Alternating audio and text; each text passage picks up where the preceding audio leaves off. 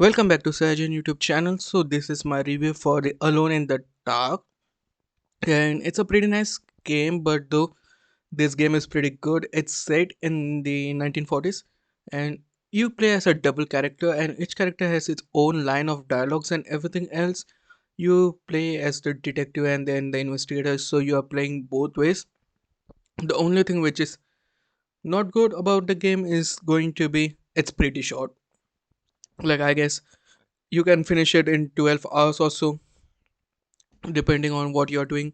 You had Edward Canbury and Emily Hartwood as two playable characters, and yeah, these two play a bit differently, but at the same time, this it's a pretty weird kind of a game. It's like they nailed the horror aspect of it, but at this horror survival aspect of it, but at the same time, it just feels redundant. You're doing stuff overall as you're solving mysteries, you're solving puzzles, which is a staple of horror games. But after some point, it just feels redundant that what you're doing is correct or not. Because, yeah, you can essentially complete one of the playthrough in just like 6 to 8 hours.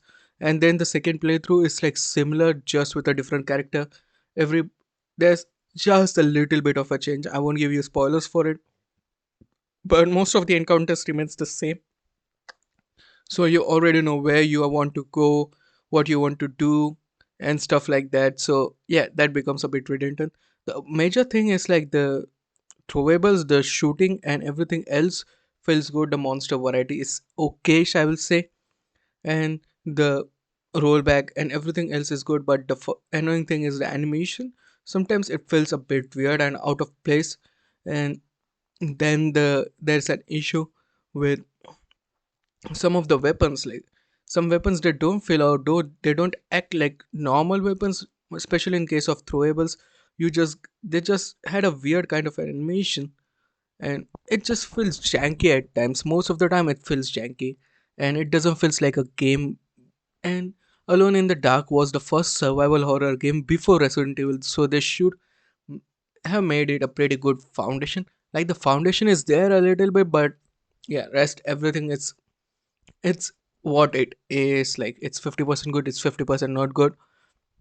You will have some play time with it, and for survival, eh, the expert who wants to finish everything, like yeah, it can take some time, like the hardcore mode and stuff like that.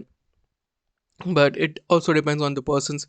I won't judge it, but yeah, for me it's a pretty short game, so technically you shouldn't buy it at full price, but when on sale you can just go and buy the game, and you can have some mileage out of it.